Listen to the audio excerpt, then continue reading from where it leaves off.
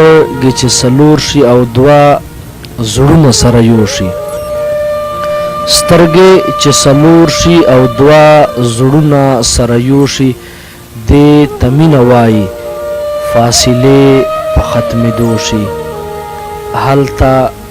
چې بې خیاله مې بې غوره اشنا یاد کړي، هلته چې بې خیاله مې بې غوره اشنا یاد کړي، دلته په ګوګل کې مې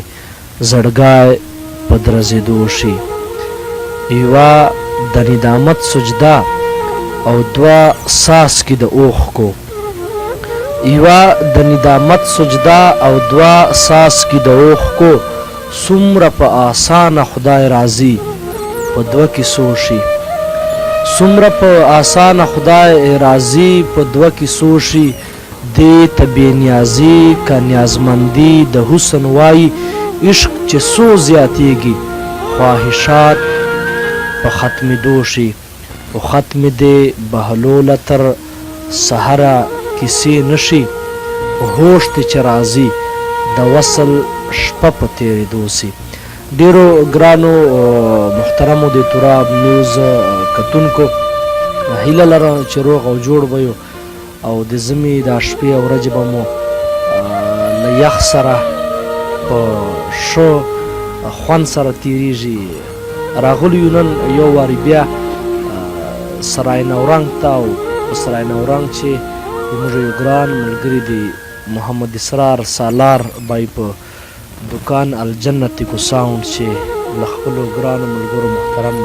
انورشاه ټکور صاحب او وقار حسین وقار بای سره ناست یو. نن به زموږ خبرې اترې له ګران ورور ټکور صاحب سره وي. ټکور صاحب زموږ په نوجوانانو ملګرو چې کښلې شاعري کوي. راجو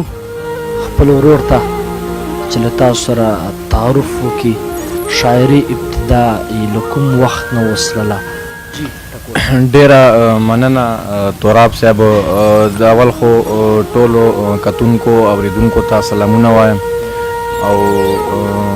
ستا د جذبې ته هم سلام کوم چې دومره په نیولي وخت کې مو راوغوښتم یا مو دا مرکه مو را جوړه کړله. نور ستا د جذبې ته سلام کوم او نور خو شاعري چې کومه ده شاعري به ما اورېدله، کوله مې نه. هلته چې کله زه وړوکی وم نو دغسې مې دا شوق زیاتېدو شاعري به مې کتابونه به مې په پیسو اخیستل. نور دې سره چې کله ما عمر زیاتېدو نو دغسې دا سلسله روانه وه چې تقریبا په 2016 چې ما نه شعر لیکلی سلی و، بیا شعر ما نه ولیکه سه. نور ما یوه استاد ته یوړ، غزل مې لیکله استاد ته مې یوړ، بیا هغه یې ورته اصلاح کړله. نور هغه نه دا زه لګیا یم. نورنګ چې خاص سیټ نورنګ چې کوټ کا سکندر خان کلی چې کوم ده هلته اوسېږو. سکول زده کړې مې تر 5 هلته کلیشې کړي دي. هغه نه سیوا مې تر 8 پورې هیرا سکول چې ویلی ده، نور مې نه ده ویلی. تر 8 پورې مې ویلی ده. شعر و شاعري چې څوک خوند درکوي، داسې څوک دی چې تا ته د هغه شاعري خوند درکوي او ته ورنه متاثره یې؟ یاره په شعر و شاعري چې خو داسې څوک نه څه شولی چې چا ول شعري خو چې روغ شعري نو ماته خوند راکوي، چې د هر چا وي خو چې ښه غزل وي. دا بلکل داسې ده که نه چې د چا غزل وي یا د چا شعر وي یا د چا نظم وي، چې هر کوم صنف وي چې په نظم خوښ ته او که غزل دې خوښ ته او تا خپل خوښ صنف څه شی؟ یاره په شاعري کې خو مې ټول صنفونه خوښ دي، خو په غزل کې مې طب ازمایي کړې ده او په نظم کې مې کړې ده. فلحال خو کتونکو زموږ په لکي مروت خاورې چې زه بار دا خبره ډېره کوم او څو ورځې مخکې زموږ یو ملګری اکرام الله مروت صاحب هغه راغلی او د ریډیو پاکستان پروډیوسر ده او هغه سره یو مرکه جوړه سوې وه نو په هغه چې هم ما دا خبره کړې وه چې د موږ مروت خانۍ چې ډېر کښلي کښلي نوجوانان شاعران دي او کښلې شاعري کوي خو وخت حالات دي او بعضې خلکو به زه ورته تعصب ووایم چې له موږ خصوصا جنوبي اضلاع او بیا په لکي مروت چې خو ډېر لوی لوی خلک دي خو د موږ حوصله شکني کېږي په هر وخت چې نن چې له موږ سره کوم ملګری ناسته هغه نه به خواست کړو چې تاسو ته خپله شاعري واروي ما یقین ده چې تاسو ته به خوند درکړي نو راجو انورشاه بهی ته چې تاسو موږ ته خپل خوندور شعرونه وړاندې کړي.